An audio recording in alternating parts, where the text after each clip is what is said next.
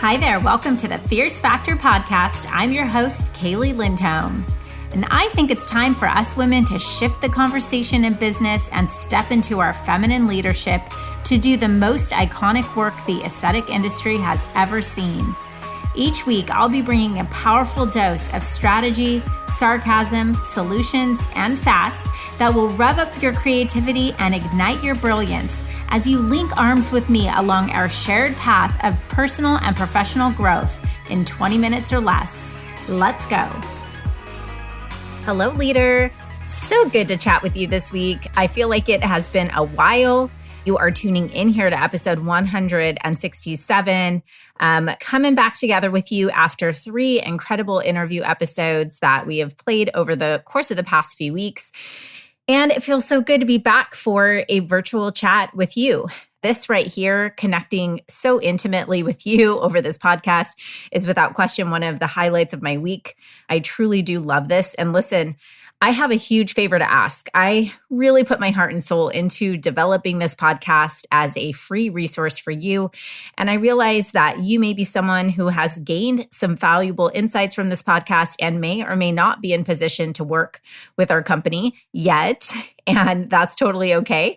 I just ask that if you have taken away any knowledge, inspiration, or entertainment from this podcast, would you please take 2 minutes of your day today to go to iTunes and leave us a 5-star written review about how this podcast has impacted your life and business? That would mean the world to us as we are on a mission to expand our reach and impact and to become the #1 podcast in our industry. And more importantly, to help female founders in aesthetics and wellness fall in love with the process of business leadership, strategy, and team development, and really scaling a life-first business. And that's why I do this every day. And by the way, if you leave us a review and send us a screenshot on Instagram, my team will mail you a special gift. How cool is that? So do it, please. So listen, I've spent some time really reflecting and processing some conversations I've had with clients, with colleagues, with future clients, people like you. And listen, you know me. I am just someone who prefers to be straightforward about what it's going to take to be successful. And truth be told, there is a hell of a lot of information out there on the internet from random experts that you never care to consult who will teach you a step-by-step process for growing, for making more money, for impressing your Instagram followers. But what I found is that no one is really teaching you how to take that growth, that cash, that impact, and friggin' enjoy it. And I'd like to get real with you today about the realities of growing a business that generates more fulfillment. I'll talk with women who will tell me that there is so much information out there that they have no idea where to start, not a clue about which activity is a priority, unsure what move to make next, or they're confused about what an investment will yield or which investment will yield the best return at their stage of business. And in fact, I believe this is the case that we as a society of high growth female entrepreneurs are constantly taking in information, and we rarely take the time to shut off our social media, to shut off the noise outside, and to just listen to ourselves. I know, right? What a concept. And this is the primary reason I take several solo retreats throughout the year, so I can escape the noise, the hustle and bustle, and the demands of the day-to-day, to have some time to listen to my own thoughts and just insource my own wisdom.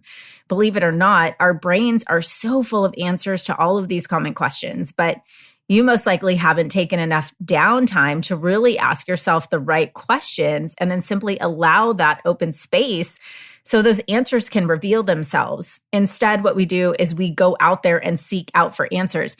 I remember listening to a Simon Sinek podcast one time, and I can't remember who he was being interviewed by, but he was talking about just sitting at the table at dinner when he's out to dinner and has his phone, not taking the phone out when someone left the table to go to the restroom, actually just sitting there and looking around.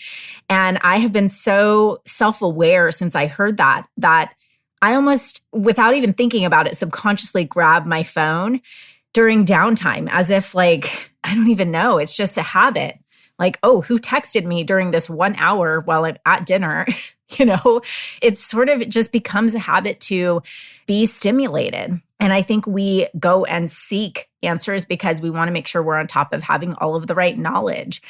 And we ask our colleagues, we Google, go to AI, industry meetings, networking groups, neighbors, families, friends, cousins, anyone and everyone. And then we'll compile a panel and we'll pick our favorite answers and then set out on a path that may or may not even be aligned with our deepest desires and most aligned life. And most likely, something that worked for someone at a certain time in their business isn't always the best tactic for you where you are now. And one example of this is last year, we had a client who developed a long-term comprehensive care plan and had been working to design this proprietary methodology, or PAM, around this new system. This new system makes a big impact on her business model. Rather than clients coming in and booking independently with different providers, patients are all channeling through her for an initial consultation and annual care plan. And then the patient is elegantly ushered through a series of appointments with expert team members to provide the service that's in alignment with this plan. Our client then visits with her patients some twice a year, unless they are a complicated case or a concierge patient who pays a separate fee for visits with her, right?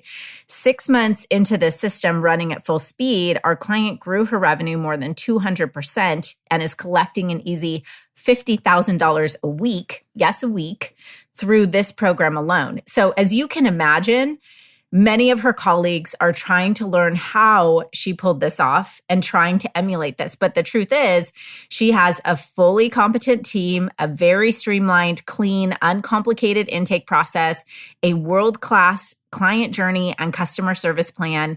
She pays her team extraordinarily well, and she operates very specifically within her zone of genius. She doesn't haggle pricing, she doesn't offer discounts, and she doesn't advertise 10 other things in her marketing.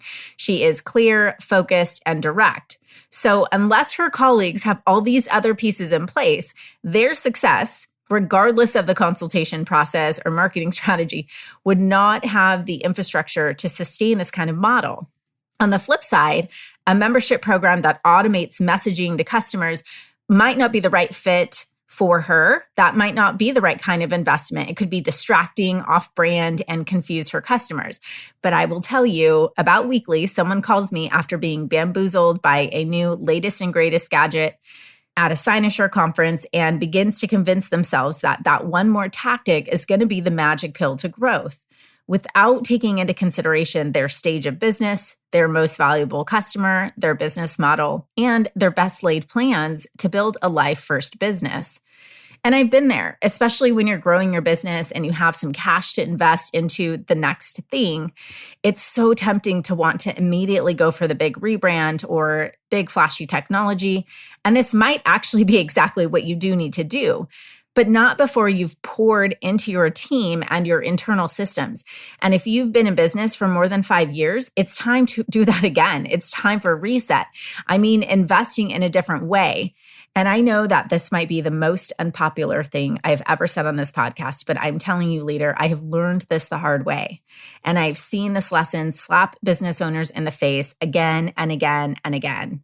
If you choose to invest in spending on tactics versus investing your time, meaning opening your schedule at the expense of not treating patients, to properly hire, onboard, train, and develop your team members, you will never get your business to the point of our client who I mentioned earlier. What I see too often is we tell ourselves, when XYZ happens, then I'll hire that next great team member. Or then I'll take the time to train them properly, or then I'll take the time to build the program. But this is a flat out lie. It's the team member who has the clear path to producing for your company that will get you to XYZ, that will build the plan, that will do the thing. It's not the next tactic.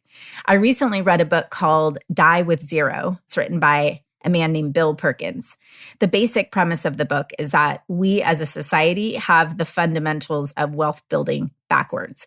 Essentially, we work like dogs our entire life to accrue as much financial wealth as we possibly can. And then we basically age out of the desire to spend it. So he uses the example of taking like a 3-month sabbatical to jaunt around Europe, right? Most of us would say, I'll do that when I retire or in a few years, right? But the reality is that in a few years from now, it could be even more challenging to make that a reality. And by the time we retire, we may not have the health or even the interest to do that. So he references data that shows that most Americans who are busy accumulating wealth can't even, in fact, spend it by the time they retire.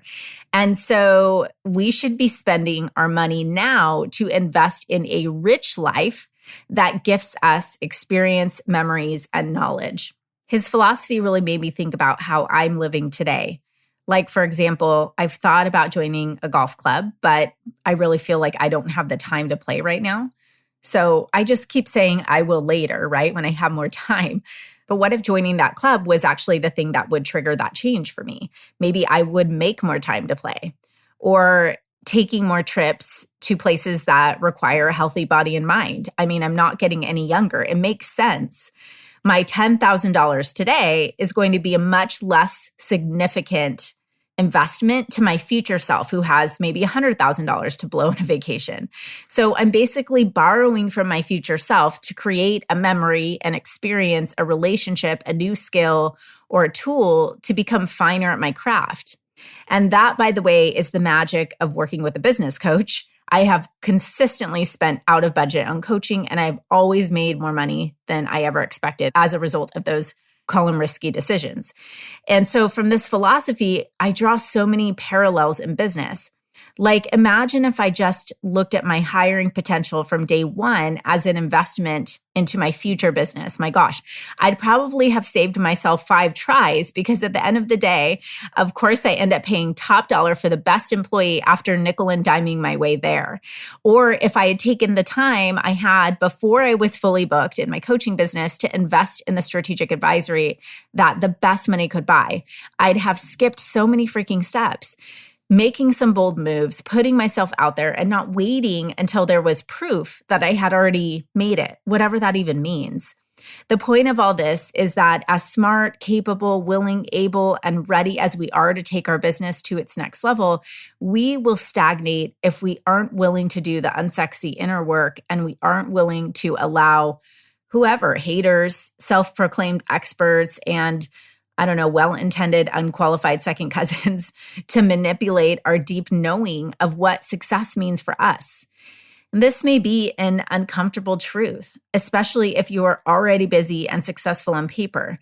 You're smart, you're hungry, you're committed, and your clients come to you because they feel empowered. They feel transformed when they leave their appointment with you. So they keep coming back, and you grow. And you get busier, and you find yourself with a business that cannot slow down and therefore cannot function without you. Do you see the conundrum here? I wonder if we have things backward. What do you think? We work like a dog to build a business that gives us freedom, peace, autonomy, happiness, fulfillment, and then we find ourselves struggling to find the time to enjoy the people, places, and things that provide those luxuries to us. Why do we do this? The answer to this question is usually buried deep inside of our DNA, conditioning from our childhood, our family legacy, or an insufficiency mindset that tells us we have to keep achieving. For some, it's the inability to set boundaries or step their foot on the brake because the optics might appear that they don't have it all figured out. Building a business is the single biggest mirror into personal development there is. And I'm telling you that if you aren't doing the internal work, you aren't growing. You're just in motion, because someday you might look back at the past 10 years and be financially rich, but lifestyle poor. You will have missed out on the memories, the experiences, and the opportunities to gain knowledge that enriches your life and the lives of the other people around you. And that's on you. We all have a choice. It comes down to making one empowered decision that will answer all the other questions. For me, that decision was to face uncomfortable truths head on. Truths like the only reason I'm stressed, sick, or stuck is because of me and only me. And often with our clients, they have to expose themselves to uncomfortable truths as well. Truths like your customer experience will always matter more than your clinical results. You will not be able to properly train your next provider to be equally proficient in less than a year. You can't work your way out of busyness or overwhelm. You keep turning team over because you don't have clarity. A paycheck will not keep your employees loyal to you. Your sales revenue does not matter if it doesn't produce a profit that generates fulfillment. Your value or worthiness does not come from your popularity on social media. No one will remember or care how much money you made when you're 80. And actually, no one really cares now. What's your truth? What's the one decision that you need to make that will change everything for you? And who belongs in your ecosystem to make that a reality? What are you willing to eliminate to achieve your wildest dreams? Leader, I get chills just thinking about the incredible life-changing decisions so many women we have worked with have made. Difficult decisions that open them up for intense pain, failure, and growing pains. But what's so incredible about becoming transparently clear about what you want in life is that you get to endure difficult times with total confidence that you'll emerge from those adversities as a woman who is prepared to endure those same experiences from the lens of an evolved, focused, and well-directioned woman because you've been there, because you did the work. And that right there is game-changing.